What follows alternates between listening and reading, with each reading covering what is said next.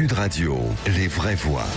Le débat est ouvert. Est-il encore possible de restaurer l'autorité de la police? On en débat avec nos vraies voix évidemment. Philippe Bilger, Michel Pouzol, Yael Mellul et notre invité qui est avec nous, c'est Denis Jacob. Bonsoir Denis. Bonsoir. Bonsoir à vous, secrétaire général du syndicat alternatif police CFDT 0826 300 300. On va vous donner la parole dans quelques instants. Tiens, Denis Jacob, les violences sur la police, les policiers qui ont doublé en 15 ans. Alors ce sont des chiffres évidemment. Est-ce que vous constatez à peu près les mêmes chiffres sur le terrain, Denis Jacob? Alors vous savez, on n'est pas dans la statistique sur le terrain. Ce que je peux vous dire, moi, c'est que quotidiennement, beaucoup de mes collègues se font insulter, agresser. Il suffit de prendre sur les dernières 48 heures pour voir ce qui s'est passé, notamment aux Ulysses, avec cette collègue qui a été renversée par un automobiliste qui a refusé d'obtempérer. Ouais. Et ça, c'est du quotidien. Alors, on ne tient pas les comptes.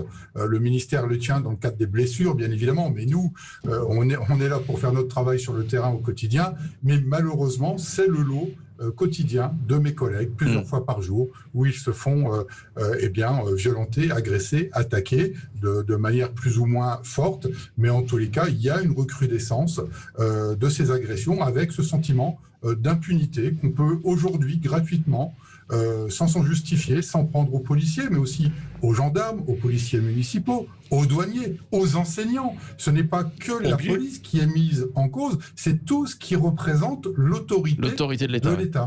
Ouais. Comment vous expliquez, alors vous nous l'avez dit un petit peu, mais comment vous expliquez ces agressions depuis quelques années, ce doublement des agressions, ce sentiment, il n'y a que ce sentiment d'impunité, il n'y a pas autre chose? Bien évidemment. Est-ce que c'est pas générationnel, la police qui ne fait plus peur? Si c'était juste un sentiment d'impunité, je pense qu'on arriverait à régler le problème. C'est multifactoriel, la problématique. Tout d'abord, on a une justice qui ne bénéficie pas de tous les moyens nécessaires pour faire son travail dans de bonnes conditions et d'apporter une réponse rapide contre des individus qui s'en prennent aux forces de sécurité. Et puis, il y a ces anonymes, mais aussi ces personnalités qui, de manière quotidienne, sur des réseaux sociaux, sur des télés, sur des médias, distillent cette idée que dès qu'il y a un problème avec la police nationale, dès qu'il y a eu un incident, eh bien, c'est forcément une bavure, un dérapage et une suspicion permanente de culpabilité de la part des forces de sécurité. Et tant que l'on ne condamnera pas fermement, à la hauteur de la gravité des faits, bien évidemment, mais qu'on ne condamnera pas fermement tous les auteurs qui distillent cette image d'une police qui est quotidiennement violente, eh bien, on laissera toujours ce sentiment que c'est la police qui a tort et que nos concitoyens seraient en droit de s'en défendre. Allez, qu'en pensent nos vraies voix, Philippe Bilger, pour commencer? En gros, évidemment, je rejoins à peu près surtout Denis Jacob. Au fond, pardon de dire ça, Philippe, je commence un peu à être lassé, non pas par ce questionnement, il est tout à fait légitime, mais par le fait qu'il revient régulièrement tous les ans. Ça fait tous les ans qu'on s'interroge sur le fait que l'autorité de la police n'est pas assurée pour 1000 raisons. Et en effet, il y en a plusieurs. D'abord, le fait, comme l'a très bien dit Denis Jacob, que dans le travail de la police, dans son quotidien, il y a des activités qu'elle accomplit sans qu'il y ait véritablement de problème, parce qu'elle a affaire la plupart du temps à des honnêtes gens qui parfois peuvent résister, mais qui ne posent pas réellement de problème. Quand on examine à fond, comme je l'ai fait une fois, la nature des affaires où il y a à la fois un problème, où il y a une indignation médiatique, où il y a une absence de soutien politique, je constate qu'à chaque fois, la police a eu affaire avec des délinquants qui avaient un passé généralement assez consistant. Je veux dire par là que le grand drame, c'est que lorsque la police est confrontée aux épreuves difficiles que sa quotidienneté lui fait rencontrer, la plupart du temps, elle est présumée coupable. Et ça, c'est un très grave problème. Et j'ajouterais, mais je veux pas monopoliser la parole, que malheureusement, la majorité médiatique des journalistes n'est pas loin en permanence de donner tort à la police au lieu généralement de faire une relation très objective des faits. Et j'ajoute, et je termine là-dessus, Philippe, pour régler le problème une bonne fois pour toutes, je défends la police à fond, mais bien sûr, je suis tout à fait partisan du fait qu'on poursuive les fonctionnaires de police qui commettent des violences illégitimes. Et d'ailleurs, c'est peut-être l'un des problèmes aujourd'hui, c'est qu'à partir des Gilets jaunes, on a sans arrêt fait le parallèle entre les violences illégitimes que pouvait commettre la police et et les violences qui étaient commises par les Alors, c'est ce que disent nos auditeurs sur les réseaux sociaux, le compte Twitter de Sud Radio, ou encore le compte Facebook. Voilà, des auditeurs qui disent, en tout cas, qui ont le sentiment que des policiers, voilà, qui font des bavures, par exemple, ne sont pas du tout poursuivis. Voilà, quel déni total. Vous avez été plus violent que les manifestants. Vous avez tiré sur votre propre peuple. Voilà ce que disent nos auditeurs. On va faire réagir dans quelques instants Denis Jacob sur ses commentaires. Michel Pouzol. Oui, moi je voudrais d'abord avoir une pensée pour la Major qui a été renversée dans l'Essonne. Vous savez, c'est mon département, donc j'ai appris ça ce matin.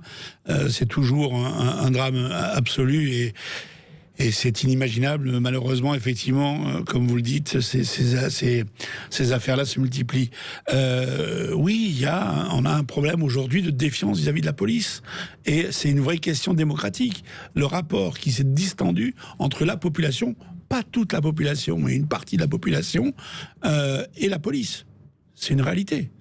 Moi, j'ai grandi dans des quartiers il y a bien longtemps qui étaient beaucoup plus paisibles qu'aujourd'hui. Déjà, cette défiance, elle existait quand on était minot, mais il y avait quand même une forme de respect. Et puis la police représentait quelque chose de fort. On avait peur de la police. On avait peur. Ouais. Et puis il y avait. Aujourd'hui, on voit que les choses se sont distendues, ont changé de nature. Alors, je pense que vous parliez des Gilets jaunes.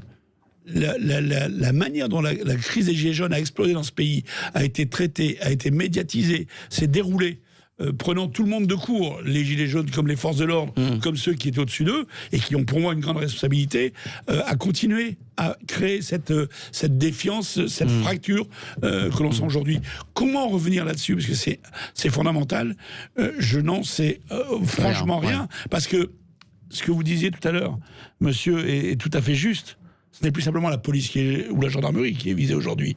Dans certains quartiers, ce sont aussi les pompiers, les médecins, les instituteurs. Donc tout ce qui représente de près ou de loin une forme d'autorité républicaine, ce qui soude notre société, est attaqué, remis en cause et victime d'une grande défiance. Les policiers sont au premier rang. Je le sais. Moi, j'avais des amis qui étaient à la BAC dans l'Essonne. Quand ils me racontaient leur quotidien, c'était quand même tragique. Mais il y a aussi une chose, vous parliez de la justice.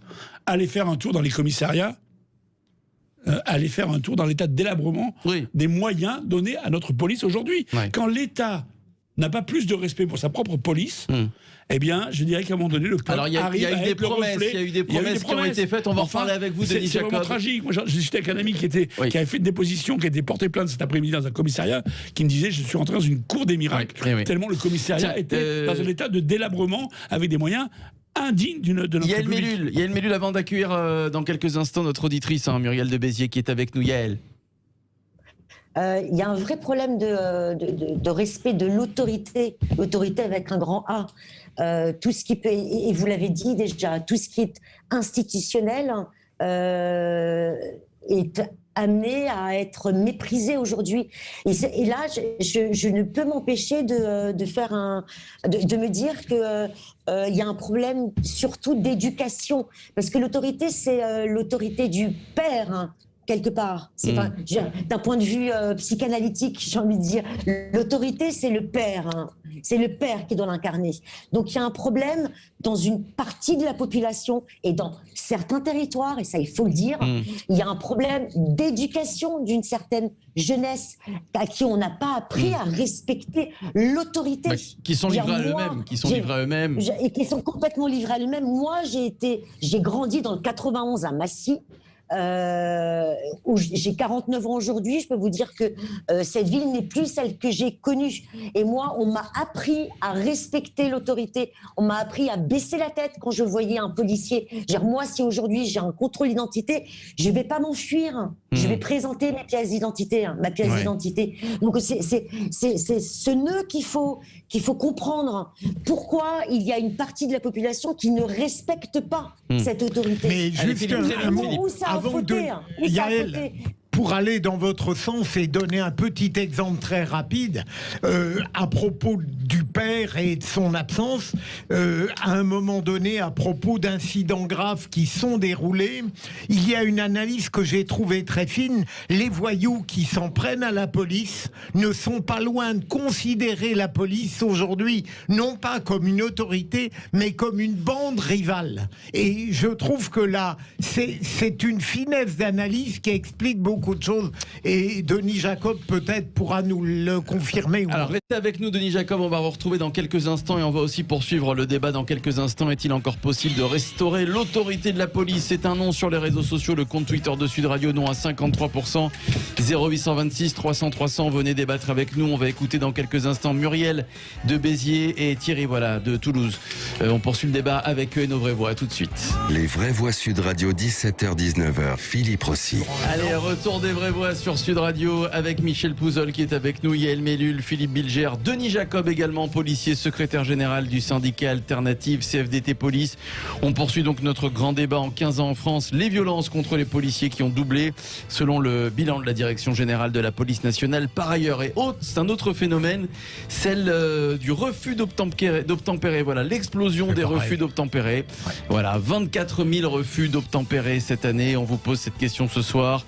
Est-il encore possible de restaurer l'autorité de la police? Vous votez sur le compte Twitter de Sud Radio. C'est toujours un non à 55%. C'est un petit peu augmenté, mais c'est quand même assez partagé. Et puis le 0826 300 300, vous vous exprimez sur Sud Radio. Sud Radio, les vraies voix. Prenez la parole. Allez, vous prenez la parole. Et Muriel a composé le 0826 300 300. Elle nous appelle de Béziers. Bonsoir Muriel. Bonsoir Philippe et bonsoir les vraies voix. Philippe Bilger, Michel Pouzol, Yael Mellul et Denis Jacob qui est avec nous. Avec qui j'avais joué l'autre jour avec qui on avait gagné. Et ben voilà. Bien, mais là, c'est pas le même sujet. Non. Bonjour Philippe. Le sujet n'est pas là. Le sujet, moi je suis comme sur les réseaux sociaux, je suis très inquiète qu'on s'en prenne à notre police, notre gendarmerie, nos pompiers, enfin tout ce qui représente la loi et l'État. Il va falloir que M. Darmanin, et si M. Darmanin ou son cabinet m'écoute, soit un peu moins mou du genou, et surtout la justice.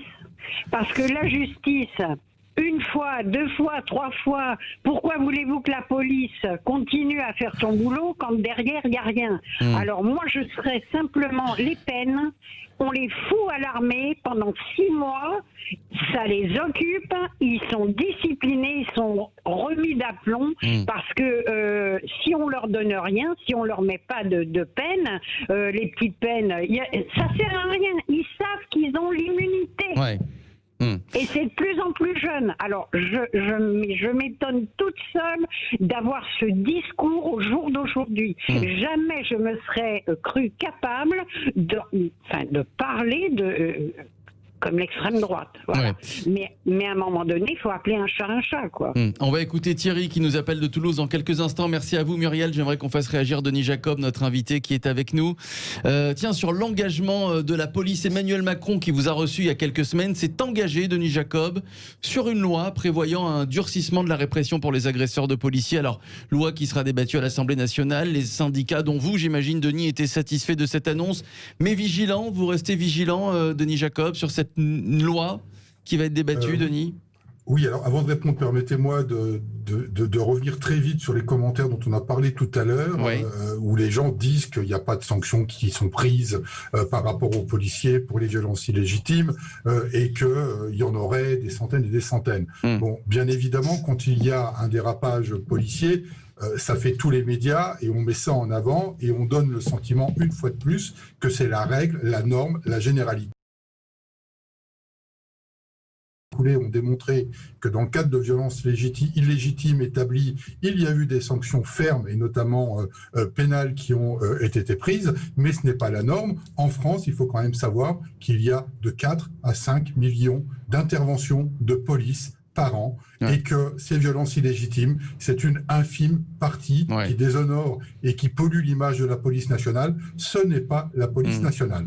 Par rapport à la loi qui va être en examen à l'Assemblée nationale, notamment sur l'idée du floutage par exemple, des policiers, bien évidemment que nous y sommes favorables. On a des cas avérés par le passé où des policiers clairement identifiés ont été suivis jusqu'à leur domicile et où leurs femmes et enfants ont pu être agressés en dehors du collège. Et aujourd'hui, on a des collègues qui disent à leurs enfants de ne pas dire à l'école que leur papa ou leur maman est policier, parce que c'est un risque qu'ils font prendre à leur enfant. Alors, le floutage, il n'est pas question, et là-dessus, Alternative Police CFDT est très prudent, de retirer la liberté d'expression, d'informer, liberté d'informer, des journalistes.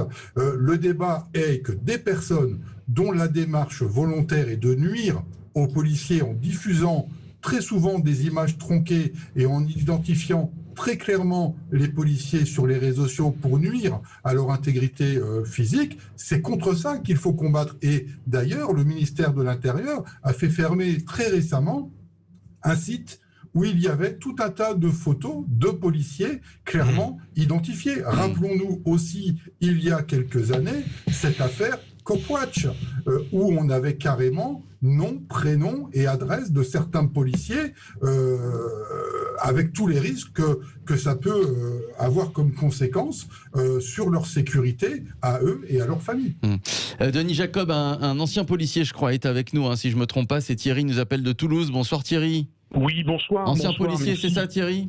Alors moi j'étais policier, je suis en disponibilité de mon administration depuis 2009 à 2017, donc je sais de quoi je parle, j'étais sur le terrain comparé à certains qui parlent et qui sont pas sur le terrain. Qui par exemple on entend plein de choses, donc ça m'agace un peu. J'aimerais, puisque nous sommes sur les grandes voies, sur les vraies voies, j'aimerais rétablir une vérité dont vous avez parlé. Alors en général je suis d'accord avec Philippe Bilger, mais alors là ce soir pas du tout. Ni sur Mila, ni sur Trump. Monsieur Trump n'est pas élu, Monsieur Biden n'est pas élu. Ça c'est clairement, il faut arrêter la bataille médiatique. Bon, ça n'a rien à voir avec notre débat. Non, mais c'était important de rétablir la vérité. Monsieur Biden est un monsieur sénile qui d'ailleurs, je vous l'annonce, et vous verrez, vous pensez que je serais naïf, je suis naïf, je ne suis pas, parce que je suis de très près cette élection, et il est fort probable la présentation, comment on appelle ça, la candidature de monsieur Biden soit invalidée. Bon. Je vous le dis très bien. Très bien. On en reparlera évidemment. Alors, sur le sujet. Reprenons parce que ça me travaille depuis tout à l'heure. Donc allez-y. Voilà, je suis un petit peu énervé. Donc moi, effectivement, je connais bien ce métier, et effectivement, on ne doit. Enfin, je veux dire, à un moment donné, il faut mettre les pendules à l'heure. Quand on a un gouvernement qui a laissé faire pendant des mois avec les gilets jaunes, d'accord, où on tape sur la tête. Moi, j'ai été en école de police, d'accord. Si vous tapez sur la tête, vous êtes dehors de l'école de police, d'accord. C'est bien clair. Il y a des zones rouges. Quand on tape et qu'on a vu pendant des mois à la télé des policiers qui tapaient sur la tête, on aurait dû les exclure directement. Et ça, je vous le dis, ça a fait du mal à la police et à la gendarmerie, clairement. Donc on a eu un gouvernement qui a laissé faire et qui a laissé faire. Bon, alors il n'y a pas que ça.